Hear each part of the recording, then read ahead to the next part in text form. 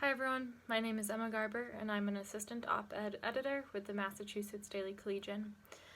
So in about an hour or so, election results will start coming in, and I think overall the biggest emotion I'm feeling right now is a sense of surrealness. You know, as a part of the op-ed team, we've been writing about this election for months, and I'm sure like many, it feels like I've been waiting for this night for years.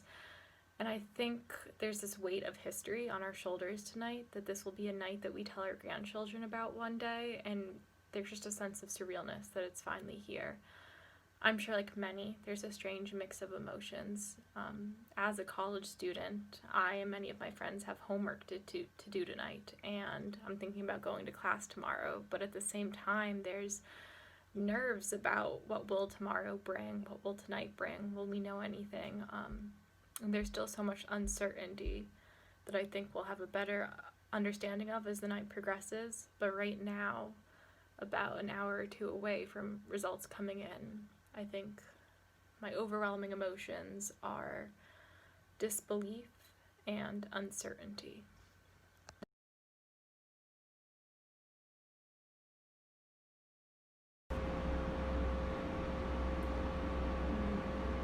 Watching the election unfold is very scary. As someone who cannot vote but is affected by US politics, I think either result is going to be a scary one. And honestly, I'm just glad that I'm not there right now.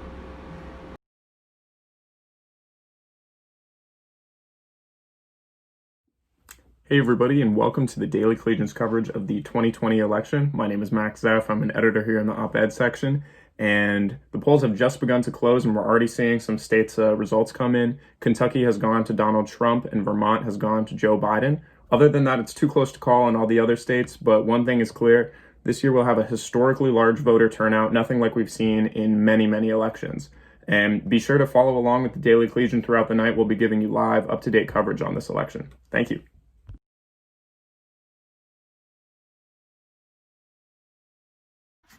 Hi, my name is Lauren Mosswarren. I'm a current senior here at UMass Amherst. I use she, her, hers pronouns, and I study environmental science and natural resource conservation. I am also the 2020 Panhellenic Council President here at UMass. As of right now, 7 p.m. on election day, I'm feeling hopeful that Joe Biden will win the presidency. I'm honestly very scared of what another 4 years of Trump will look like, especially for our planet, given the climate crisis that we're in. I'm currently thinking about all of the people who will be affected by another 4 years of Trump and what that means for them, and really what it means for our planet. Overall, feeling hopeful, but also terrified. But yeah, we'll see. Hopefully it goes well.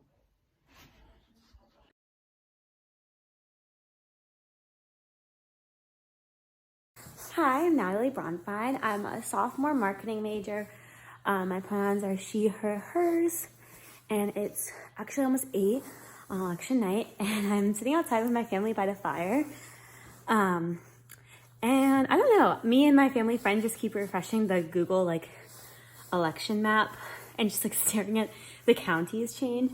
And I'm from New Hampshire, so right now it's leaning left. Leaning towards Joe Biden, but it's only 1% reporting. So we just keep waiting for my specific county to turn blue, which hopefully it will, because it did for 2016. And I feel like most people I know here, at least, are voting for Biden. I don't know. I kind of just feel like it's a game right now, because I just keep refreshing this map. But my younger sister just came home and she feels really passionately about it. So she just brought some stress into my life. But right now I'm feeling okay. I'm a really annoyingly positive person, so I feel like it will go well. But also I shouldn't say that, knock on wood. But yeah, I'll check back in later.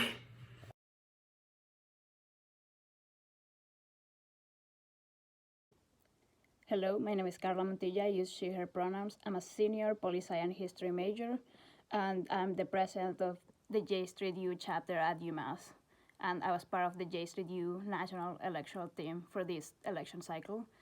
What I'm feeling right now is just a lot of disappointment because I'm from South Florida and Biden is underperforming there at the moment, and he's probably gonna lose the state. So it's very disappointing to see him underperform, especially in South Florida and in the Latino community where I'm from. So that's been tough to hear and handle. In hindsight, having any faith in Florida was a stupid thing to do for everyone. But I am still very optimistic about our prospects for the White House and the Senate in other states. So I still have some faith, and we'll see what happens.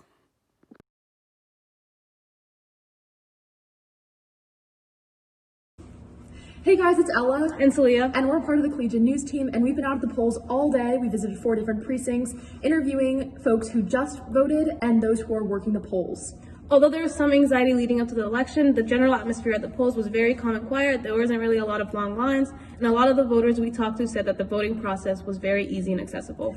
Many of those same voters actually said that they chose to vote in person on November 3rd because they were concerned about the reliability and the validity of the mail-in voting system. According to some of the people we interviewed, the empty polls could be due to the mail-in ballot and the early voting that took place earlier. And actually, according to numbers by the town clerk, over 50% of registered Amherst voters had voted prior to November 3rd. So that's also something to keep in mind.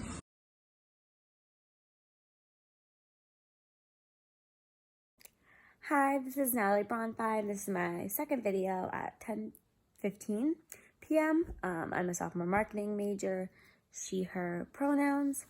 Right now, everything's like more stressful, but I'm also trying to not look at the map at this point. I think I'm just gonna go get ready for bed and maybe check it one more time because I don't want to like wake up and see something I don't like. But everything's changing, so I feel like it's just like a waste of time to just be like stressed about it because like who knows. Also, every website is saying something different.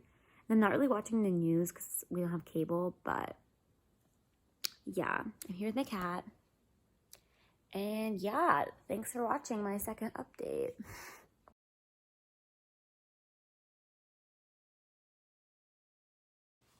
Hi, I'm Max. I'm a senior poli-sci major, the treasurer of the UMass Democrats, and I'm an obsessive poll watcher. So I am not surprised that Trump seems to be winning North Carolina, Georgia, and Florida. The polls did have him up by a little bit there, but I thought that was unrealistic. I'm also willing to see Trump win Iowa, Texas, Ohio. All I need for Biden is Michigan, Wisconsin, Pennsylvania, and to keep all the states that Hillary Clinton won in 2016, which I think he'll be able to do. He's much more popular than Hillary Clinton was. Otherwise, I'm looking to Senate races, like Sarah Gideon, the 2 in Georgia in the East, and then a lot more in the West when those results come in. I'm looking for Arizona results at 10 p.m. If those are strong for Biden, in the early results, then he should be on track to win the state. So hang in there, know the difference between early votes and in-person votes, and yeah, hang in there.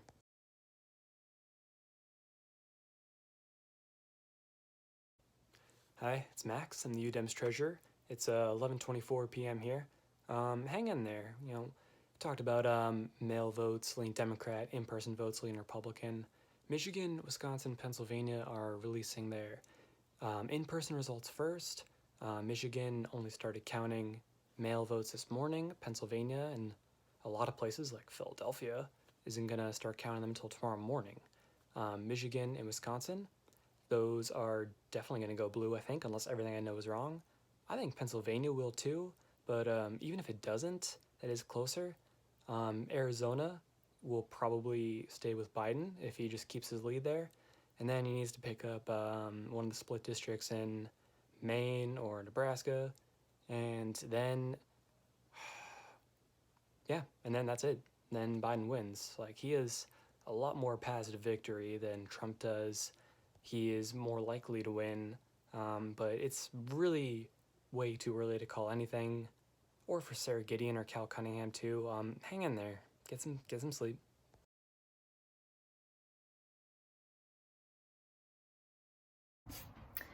Hi, my name is Claire Healy. I'm an assistant news editor at the Daily Collegian. I use she, her pronouns. And throughout Monday and yesterday morning, I interviewed 7 professors in the political science department at UMass Amherst about what they're seeing in this election and what they want everyone to be aware of. One of the issues that came up is an issue that we're seeing now about mail-in ballots. So throughout the past 24 hours, Trump has been tweeting about mail-in ballots and whether or not they're legitimate, saying that these ballots are coming out of nowhere, saying that they are pushing an election that he believes he has already won. Now, this is something that a lot of these professors I spoke with predicted, and it's very dangerous, and it will likely lead to the dispute over the validity of this election. Now, it is in Biden's best interest, as these professors explain in these interviews, to wait for all these ballots to be counted. It is very important that all these ballots are counted. I think most people are in agreement over that. And as Professor Jesse Rose, who studies voting rights, emphasized, there's really no evidence of voting fraud in these ballots or in general. And this is what experts are continuously finding. However, if Biden wins, it is very likely that Trump will say that there was fraud. And he's been in a lot of campaign speeches and leading up to this election saying that these mail-in ballots are not legitimate. So this could lead to a number of lawsuits that might make it to the Supreme Court, as he threatened last night to send it to the Supreme Court. Now, I spoke with Professor Collins, who studies the Supreme Court, and he said that you really don't want the Supreme Court to be ruling on a case like this. You want the votes and the ballots to speak for themselves, instead of judges that might have their own personal bias. And doing so, having the Supreme Court rule on this, which they can choose not to, they choose their own cases, could undermine the legitimacy of the court in the view of the American public, specifically in the issue of Amy Coney Barrett, who might be seen as favoring Donald Trump, and there's a question over whether or not she should participate if it makes it to that point.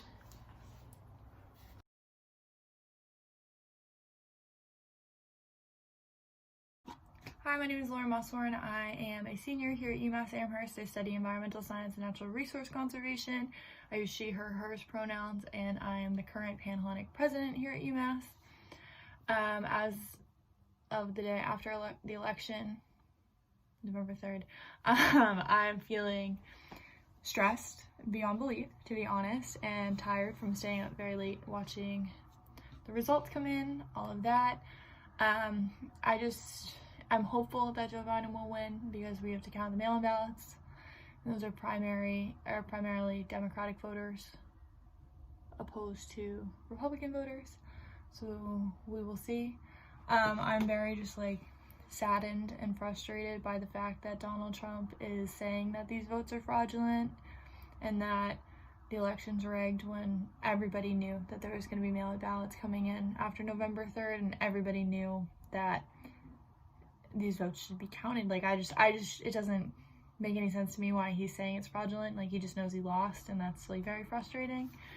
So I'm just stressed that he will continue to contest the election even if after these mail-in ballots are in, it's Joe Biden and not him. But yeah, so it's just very stressful. We will see.